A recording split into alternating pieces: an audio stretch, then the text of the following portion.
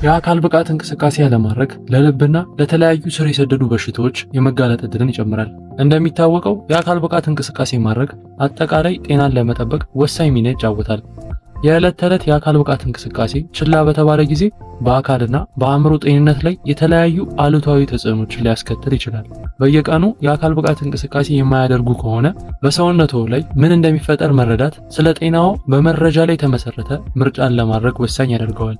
ስለዚህ በዛሬው ትምህርታችን በየቀኑ የአካል ብቃት እንቅስቃሴ ካላደረጉ በሰውነቶ ላይ ስለሚያስከትለው 12 አስከፊ የጤና ጉዳቶች በስፋት የምናይ ይሆናል። በተለይ ስድስተኛው በጣም ከባድና በህይወታችሁ ላይ ዋጋ ሊያስከፍል ስለሚችል አጽንኦት ሊሰጡት ይገባል። ሁሌም ለጤናችሁ ቅድሚያ የምትሰጡና መልካም ልብ ካላችሁ ደግሞ ቪዲዮውን ላይክ በማድረግ ይጀምሩ። ምክንያቱም የእናንተ ላይክ ይህንን ትምህርት ብዙ ሰው ጋር እንዲደርስና እንዲጠቀሙበት ያደርጋል። ለዚህ ቻናል አዲስ ከሆናችሁ ኢብራሂም እባላለሁ፣ ክሊኒካል ፋርማሲስት ነኝ። ዩቲዩብ ላይ ስለ ጤናቸው ማወቅ ፈልገው ከሚመጡ ጥቂት አስተዋይ ሰዎች ውስጥ ከሆኑ ሰብስክራይብ በማድረግ ቤተሰባችን ይሁኑ። በምንለቃቸውም የጤና ትምህርቶች የራስዎንና የቤተሰቦን ጤና ይጠብቁ።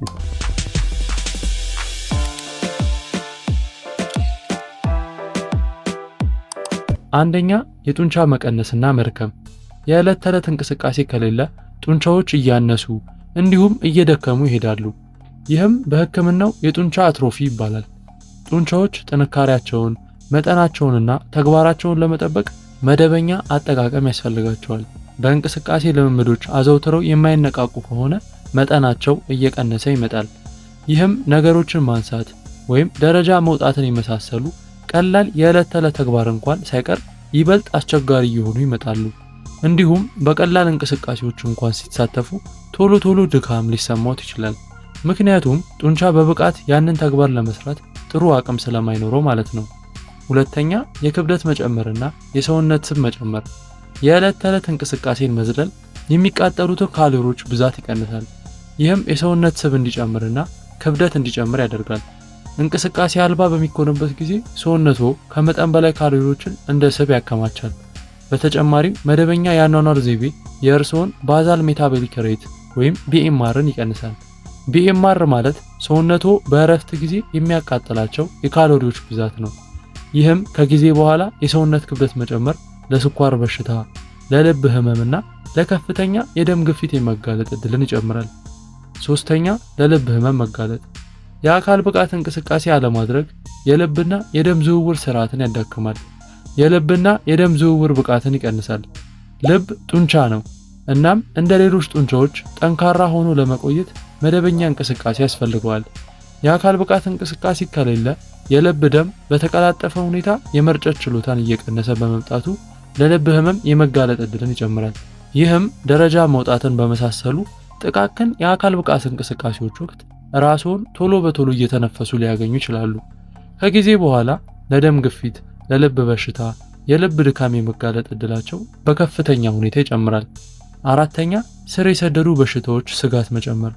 እንቅስቃሴ አልባነት እንደ ታይፕ 2 የስኳር በሽታ፣ የደም ግፊትና ኦስቲዮፖሮሲስ የመሳሰሉ ስር የሰደዱ በሽታዎች የመጋለጥ ዕድልን ይጨምራል።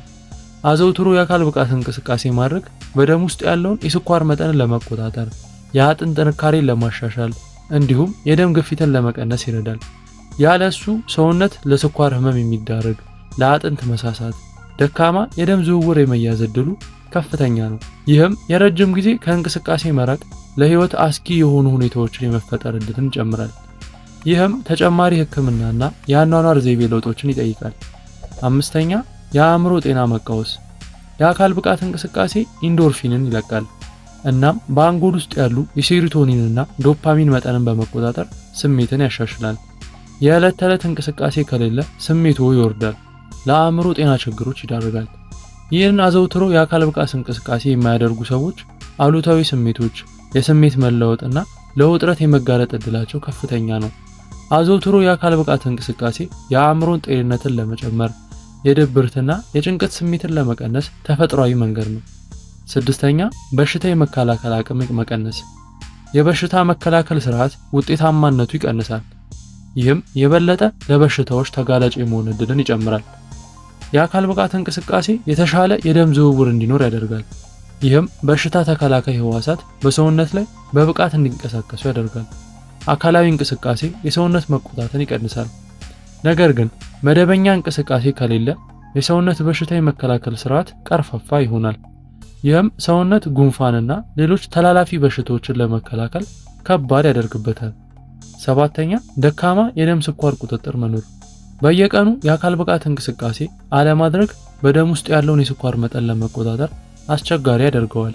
ይህም በታይፕ 2 የስኳር በሽታ የመያዝ ዕድልን ይጨምራል። የአካል ብቃት እንቅስቃሴ ጡንቻዎች ከደም ውስጥ የሚገኘውን ግሉኮስ ለኃይል እንዲወስዱ ይረዳል። ይህም የኢንሱሊን ስሜትን ያሻሽላል። የአካል ብቃት እንቅስቃሴ ከሌለ ግን በደም ውስጥ ያለው የስኳር መጠን ከፍ ሊል ይችላል። ይህም የስኳር በሽታን ያስከትላል። እንዲሁም ከቁጥጥር ውጪ የሆነ የደም ስኳር በጊዜ ሂደት እንደ ነርቭ መጎዳት፣ የእይታ መቀነስ፣ የልብና የደም ስር በሽታዎች ላሉ ችግሮች ሊዳርግ ይችላል። ስምንተኛ የምግብ መፈጨት ችግር። ዘና ያለ መደበኛ የአኗኗር ዘይቤ መከተል ወደ የምግብ መፈጨት ችግር እንደ የሆድ ድርቀት፣ የሆድ መነፋትና የምግብ አለመፈጨት ችግርን ያስከትላል። አዘውትሮ የአካል ብቃት እንቅስቃሴ ማድረግ በምግብ መፈጨት ስርዓት ውስጥ ያሉትን ጡንቻዎች ለማነቃቃት ይረዳል። ጤናማ የምግብ መፈጨትን ያበረታታል። የአካል ብቃት እንቅስቃሴ ከሌለ ግን ምግብ አንጀት ውስጥ ረጋ ብሎ ይንቀሳቀሳል። ይህም የምግብ መፈጨት ችግርን ያስከትላል። በጊዜ ሂደት ደካማ የምግብ መፈጨት ወደ ክብደት መጨመርና ምቾት ማጣት ይዳርጋል። ይህም ወደ ድካም ስሜት መጨመር ያመራል። ዘጠነኛ የአጥንት ውፍረት መቀነስ። የዕለት ተዕለት እንቅስቃሴን ችላ ማለት አጥንቶች እየደከሙና ለስብራት ተጋላጭ እንዲሆኑ ያደርጋል። ክብደትን የማንሳት ልምምዶች የአጥንትን ውፍረት በመጨመር አጥንትን ለማጠንከር ይረዳሉ። መደበኛ እንቅስቃሴ ከሌለ አጥንቶች ማዕድናትን ያጣሉ እናም ደካማ ይሆናሉ። ይህም ለአጥንት መሳሳት ኦስቲዮፖሮሲስ የመጋለጥ ዕድልን ይጨምራል። በተለይም በእድሜ የገፉ ሰዎች ላይ የሳሱ አጥንቶች በቀላሉ የመሰበር ዕድላቸው ከፍተኛ ነው። ይህ ለረጅም ጊዜ የጤና ችግሮችና የመንቀሳቀስ ችግርን ሊያስከትሉ ይችላሉ። አስረኛ የመተጣጠፊያና የመገጣጠሚያ ጤንነት መቀነስ። የዕለት ተዕለት እንቅስቃሴ አለመኖር የመገጣጠሚያዎች ጥንካሬና የመተጣጠፍ ችሎታን ስለሚቀንስ በነፃነት ለመንቀሳቀስ አስቸጋሪ ያደርገዋል። አካላዊ እንቅስቃሴ ከሌለ በመገጣጠሚያዎች ውስጥ ያለው የእንቅስቃሴ መጠን ውስን ይሆናል። ይህም ወደ መድረቅና ህመም ይመራዋል። ስር የሰደደ የመገጣጠሚያ ህመም፣ አርትራይተስ እና መታጠፍ፣ መወጠር ወይም ማንሳት የሚያስፈልጋቸው የዕለት ተዕለት ተግባራትን ለማከናወን መቸገርን ያስከትላል። 11 የአንጎል ተግባርና የማስታወስ ችሎታ መቀነስ። መደበኛ የአካል ብቃት እንቅስቃሴ በማያደርጉበት ጊዜ የኮግኒቲቭ ተግባር እየቀነሰ ይሄዳል። ይህም ማለት የማስታወስ ችግርንና የማገናዘብ አቅምን ይቀንሳል። የአካል ብቃት እንቅስቃሴ ወደ አንጎል የደም ፍሰትን ይጨምራል። ይህም የነርቭ ሴሎች እድገትን ይደግፋል። እንዲሁም የማስታወስና የአስተሳሰብ ችሎታን ያሻሽላል። የአካል ብቃት እንቅስቃሴ የማያደርጉ ከሆነ እነዚህ ጥቅሞች አያገኙም። ይህም ወደ የመርሳትና በፍጥነት ያለማገናዘብ ችግር ይመራዎታል። ረዘም ላለ ጊዜ እንቅስቃሴ ያለማድረግ እንደ የመርሳት ችግርና አልዛይመርስ በሽታ ያሉ ሁኔታዎች የመከሰቱን አጋጣሚ ይጨምራል። 12 ደካማ አቀማመጥና የጀርባ ህመም። መደበኛ የአካል ብቃት እንቅስቃሴ ያለማድረግ የተዳከሙ ጡንቻዎች እንዲኖሩ ያደርጋል። ይህም ወደ አቀማመጥ ችግሮች እና ህመም ይመራል። የአካል ብቃት እንቅስቃሴ አከርካሪዎችን የሚደግፉ ጡንቻዎችን ያጠነክራል። ይህም ጥሩ አቋም እንዲኖሩት ይረዳዎታል። መደበኛ የአካል ብቃት እንቅስቃሴ ከሌለ ግን እነዚህ ጡንቻዎች ሊዳከሙ ስለሚችሉ ደካማ የሆነ አቀማመጥና የጀርባ ህመምን ያስከትላል። የአካል ብቃት እንቅስቃሴ በማድረግ የኋላ ጡንቻዎችን ማጠናከር እነዚህን ችግሮች ለመከላከልና የተሻለ የአከርካሪ አጥንት ጤንነት እንዲኖር ያስችላል። የዕለት ተዕለት የአካል ብቃት እንቅስቃሴ አስፈላጊነት። የዕለት ተዕለት እንቅስቃሴን በዕለት ተዕለት እንቅስቃሴ ውስጥ ማካተት አካላዊ፣ አእምሯዊና ስሜታዊ ጤንነትን ለመጠበቅ አስፈላጊ ነው። የ30 ደቂቃ መጠነኛ እንቅስቃሴ ከአኗኗር ዘይቤ ችግር ጋር የተገናኙ አደጋዎችን በእጅጉ ይቀንሳል። እንደ የእግር ጉዞ፣ ብስክሌት መንዳት፣ መዋኘት እንዲሁም መደበኛ የአካል ብቃት እንቅስቃሴ ማድረግ ጡንቻዎችን ያጠነክራል፣ አቅምን ይጨምራል፣ የልብና የደም ስር ጤንነትን ይጨምራል። ስር የሰደደ በሽታዎች የመጋለጥ ዕድልንም ይቀንሳል። ጭንቀትን እንዲሁም ድብርትን በመቀነስ የአእምሮ ጤንነትን ይጨምራል። የማገናዘብ አቅምንና የማስታወስ ችሎታንም ያሻሽላል። የምግብ መፈጨትን ይጨምራል፣ ክብደትን ለመቆጣጠር ይረዳል፣ እንዲሁም አጠቃላይ ደህንነትን ይጨምራል። የዕለት ተዕለት እንቅስቃሴ አለማድረግ የሚያስከትላቸው መዘዞች እጅግ በጣም ብዙና በአካላዊ በአእምሯዊና ስሜታዊ ጤንነት ላይ ከፍተኛ ተጽዕኖ ሊያሳድሩ ይችላሉ። መደበኛ የአካል ብቃት እንቅስቃሴን በዕለት ተዕለት እንቅስቃሴ ውስጥ ማካተት አጠቃላይ ደህንነትን ለመጠበቅ፣ ስር የሰደዱ በሽታዎችን ለመከላከል እንዲሁም የህይወትዎን ጥራት ለማሻሻል አስፈላጊ ናቸው። አነስተኛ መጠን ያለው የዕለት ተዕለት የአካል ብቃት እንቅስቃሴ እንኳን ትልቅ ለውጥ ሊያመጣ ይችላል። ስለዚህ ንቁ ሆነው ሊቆዩባቸው የሚችሉበት መንገዶች ይፈልጉ።